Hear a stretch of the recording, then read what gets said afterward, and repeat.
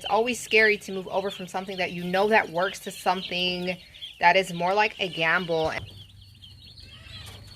I just shared a video that our new broiler chicks came in. We don't vaccinate our birds. We prefer just to do everything orally and not inject anything into the meat of the bird. So we use something called Corid to treat coccidiosis, which is what I think they have.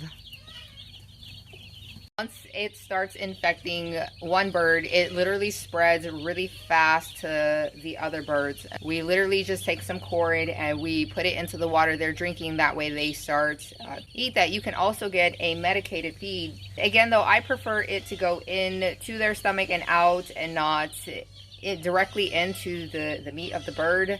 And I may lose a few because I don't vaccinate for it, but I would rather do that still, because then in turn I eat the meat. And for some reason that really bothers me. So here's the solution of the Corid.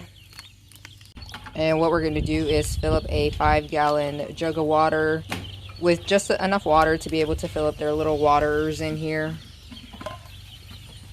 In order to prevent cross-contamination between these jugs and getting them mixed up, we numbered the jugs 1, 2, 3, and 4 so that they always go back into their proper section.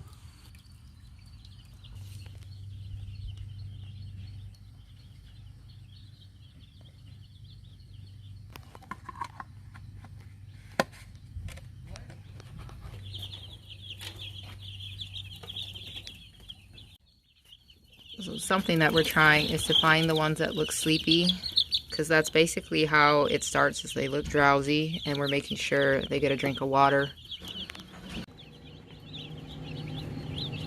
Back when I made a video about dealing with coccidiosis, my birds were a lot older, so the ones that really had no energy and were literally just sitting and breathing heavy, I literally took a syringe and I put a drop of Corid into their mouth and they all recovered.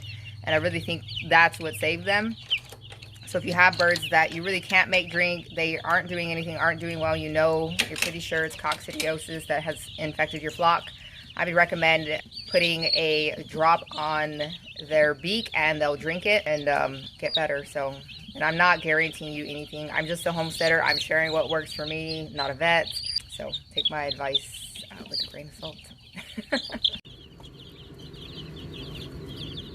So since we have the brooder in a 4-tier section, we have only noticed inside of the second from the top area where the birds have died. And so hopefully whatever it is contained in here. And if any of them have them in the other sections, this will take care of that. It's the next day and I just found out I'm out here. I came to turn off the lamps for the chicks because it's Sunday and my daughter's at church and I have some sick kids, so I was able to stay here until it got warm enough that we could turn off the lights in the brooder. But one of the chicks in the bottom tier down here died. We did not have any in the second one, which is where we had the first deaths. So I'm talking with my daughter right now and we're trying to decide if we want to increase the dose, because we read that some people do a double dose in the water. Excuse me. I've never had to do that in order to stop coccidiosis. So we'll just have to wait and see what happens and see what I decide. I don't remember how long the bottle says to treat for, but there's like a certain period of time that you use the higher dose for treatment, and then you can go to a maintenance dosage. And we will probably end up just once we finish the treatment, go to a maintenance dosage for the chicks. The length for the treatment is going to be for 5 days at 5 mLs per gallon of water. And then when you go to the maintenance dosage, it's going to be half of that, so 2.5 mLs per gallon. And just make sure that they do not get sick and die.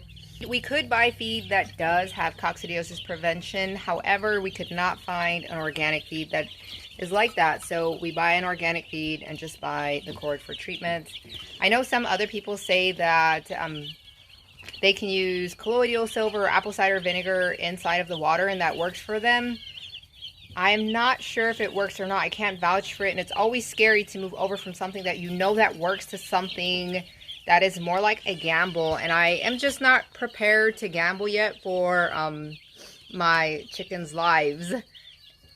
I care too much. So Maybe the next time we get chickens and I know there's not any sick or anything, I will put it in and just continue to use that and just see if we ever face, you know, a coccidiosis issue or not. With the last batch of chickens we didn't have any coccidiosis issues.